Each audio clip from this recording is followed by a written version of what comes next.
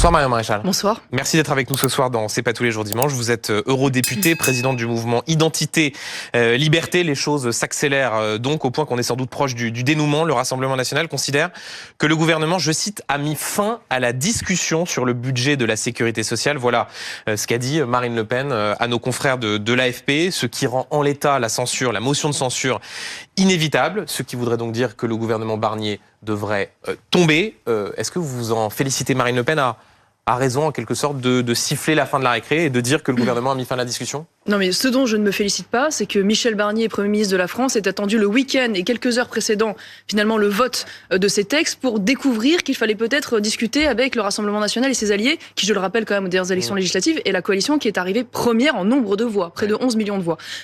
Rappelons quand même le début de cette... Il faut dire, Marion Maréchal, que le Rassemblement national n'a pas toujours été d'une clarté absolue sur les lignes rouges. C'est-à-dire qu'on a le sentiment que quand Michel Barnier cédait sur un point, immédiatement Marine Le Pen sortait d'une autre ligne rouge. La position du Rassemblement national et de ses alliés, dont je fais partie depuis l'origine, ça n'a pas été une censure a priori, ou certaine.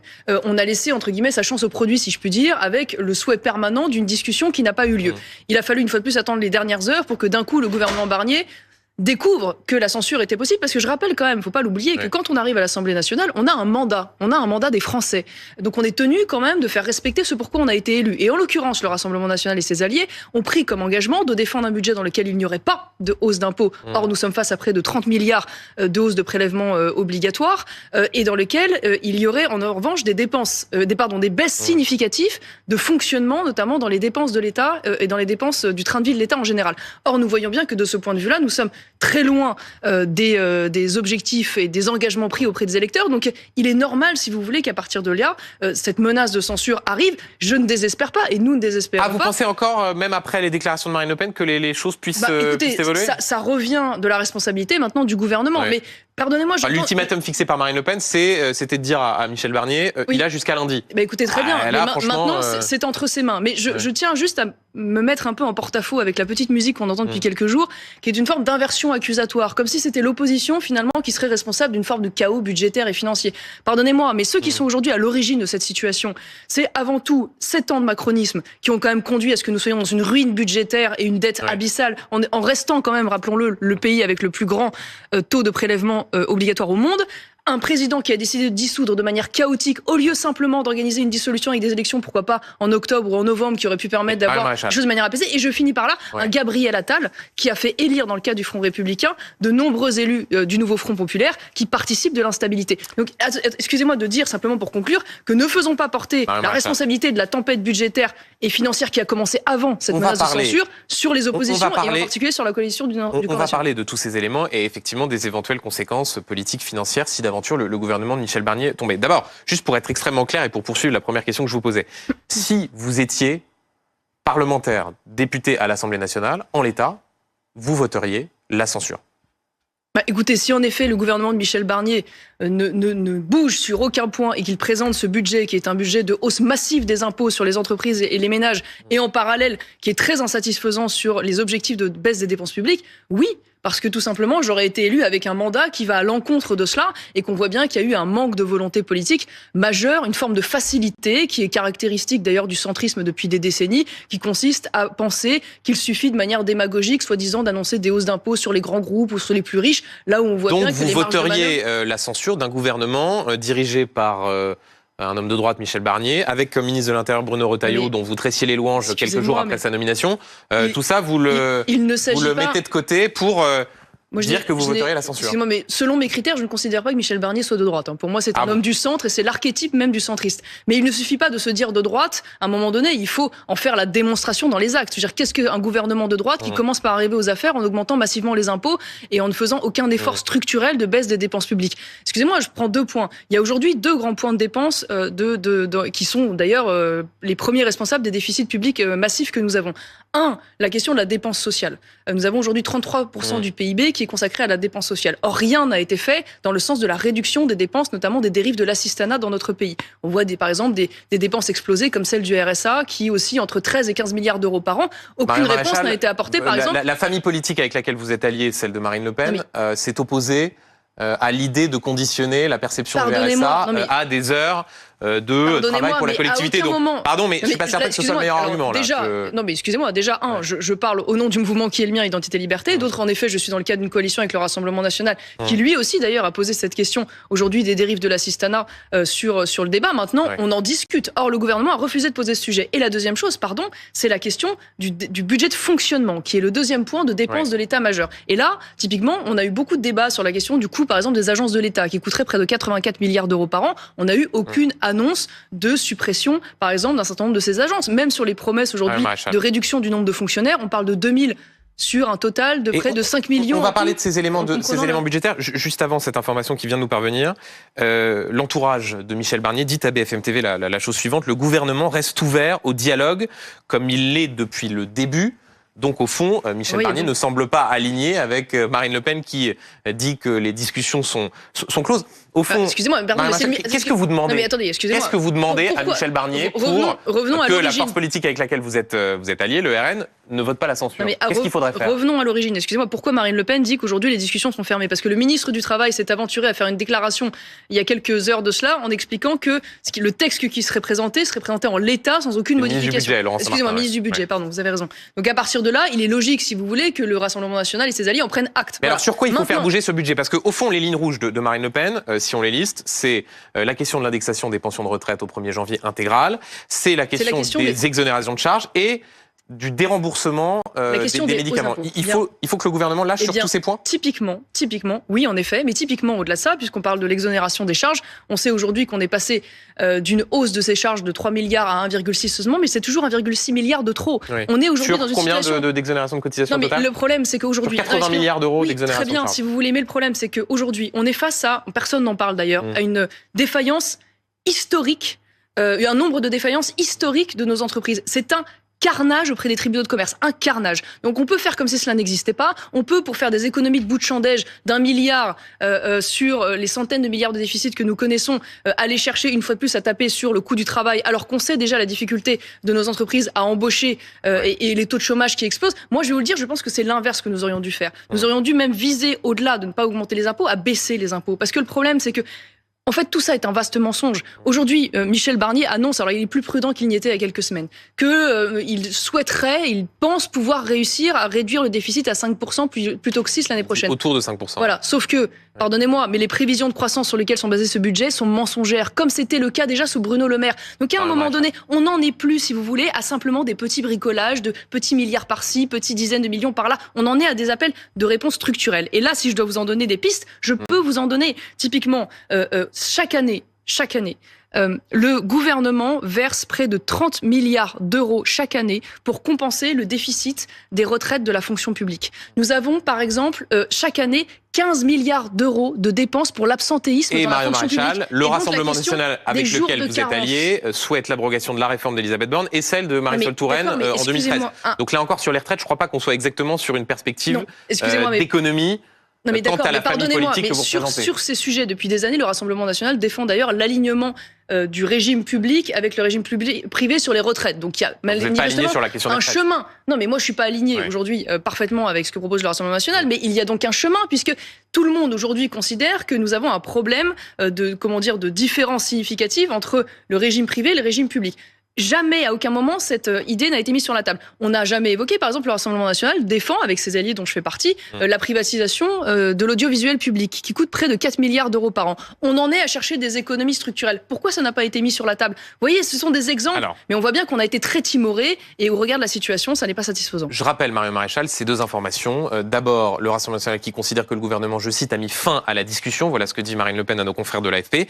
Et réponse du gouvernement de Michel Barnier qui se dit, je cite, toujours ouvert au dialogue comme il l'est depuis le début. Voilà ce que Matignon, l'entourage de Michel Barnier, dit à BFM TV. J'aimerais, puisque vous l'évoquiez il y a un instant, qu'on parle des conséquences. Mario Maréchal, si d'aventure le gouvernement Barnier tombait. Vous expliquiez il y a un instant, au fond, c'est pas notre responsabilité, ça vient de plus loin. Bon. De fait. Simplement, on a une situation où si le gouvernement tombe, on ne peut pas exclure une panique sur les marchés financiers, une augmentation des taux d'intérêt, ce qui aboutirait à ce que le coût de refinancement de la dette soit plus important pour la France et donc pour les contribuables.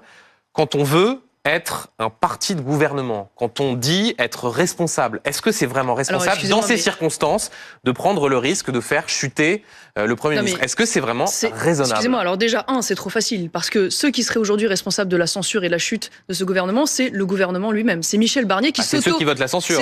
Qui s'auto-censurerait en ayant refusé, je le redis, de discuter de manière sérieuse et de négocier de manière sérieuse avec le RN et ses alliés depuis des semaines maintenant, des semaines, pour se réveiller quelques heures avant. Donc déjà, quand on dit qu'on va réformer l'AME, l'aide médicale d'État, quand on dit qu'on renonce à l'augmentation des taxes sur l'électricité, on ne peut pas considérer que le gouvernement Barnier n'ait envoyé aucun signal. Réformer l'AME au moment où on a augmenté d'ailleurs ces dépenses de l'AME tout en annonçant qu'on va baisser les remboursements d'un certain nombre de médicaments des Français, c'est quand même très insatisfaisant.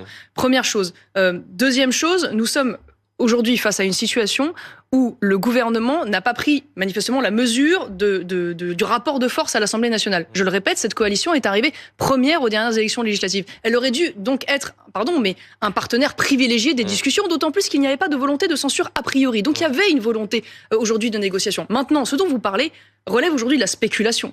Parce que d'après les dernières informations qu'on a eues, la chute du gouvernement sera totalement indolore. Non, ce que je suis en train de vous dire, c'est que la tempête, une fois de plus financière et budgétaire, elle n'a pas attendu. La note de la France a été dégradée il y a plusieurs semaines du fait de la situation budgétaire dont nous avons hérité, comme vous le savez. Là encore récemment, il y a eu, malgré cette menace de censure, une agence de notation qui, fort heureusement, exactement, vendredi, n'a pas pour l'instant dégradé. Et de fait, on ne peut pas, à un moment donné, au prétexte d'une spéculation hypothétique, renoncer à faire de la politique, c'est-à-dire à défendre auprès de ce gouvernement ce pourquoi les Français nous ont élus. Autre conséquence concrète, Marion Maréchal, si le gouvernement chute, le budget est rejeté, ça veut donc dire qu'il faudrait alors, c'est un peu technique, mais expliquons-le à ceux qui nous regardent, faire voter ce qu'on appelle une loi spéciale qui reconduirait le budget 2024 sur 2025. Ça veut dire par exemple une conséquence très concrète, pas d'indexation du barème de l'impôt sur le revenu sur l'inflation. Ça veut donc dire qu'on a un peu moins de 400 000 contribuables qui aujourd'hui ne payent pas l'impôt sur le revenu, qui le paieraient en 2025. Ça, pareil,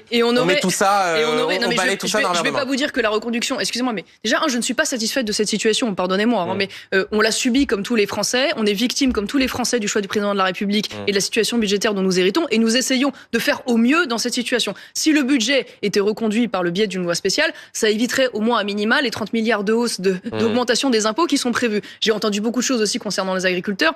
En réalité, la plupart des avantages qui ont été obtenus, et à juste titre par les agriculteurs ces dernières années, ne seraient pas remis en cause, notamment... Arnaud Rousseau, le patron de la FNSEA, dit on a besoin d'un budget. Non, mais d'accord. Mais notamment, ce qui a été évoqué, je pense par exemple sur la fiscalité du gazole non routier, ne serait pas remis en cause, par exemple. Donc arrêtons de faire des scénarios apocalyptiques au prétexte que l'opposition serait irresponsable. Ce qui est irresponsable, c'est un gouvernement, une fois de plus, qui a négocié de manière exclusive en réalité avec les macronistes et avec les LR, en tentant d'occulter complètement la coalition aujourd'hui du camp national. Et ça n'est pas admissible. Donc à un moment donné, il faut entendre ce qu'ont voulu dire les Français aux dernières élections. Le gouvernement chute, il se passe quoi derrière ?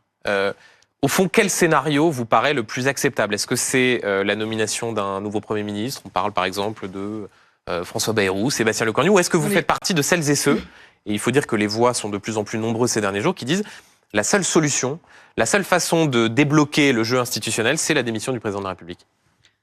De fait, le président de la République nous a mis dans une situation d'instabilité subie dont nous pouvons très difficilement nous départir puisque nous ne pouvons pas dissoudre avant juin prochain, je vous l'apprends pas. Donc à partir de là, nous risquons d'avoir des gouvernements de bricolage, si je puis dire, d'ici là, qui seront d'abord des gouvernements techniques avant d'être des gouvernements politiques. Maintenant, j'ai envie de vous dire qu'il a été fait le choix d'un gouvernement centriste.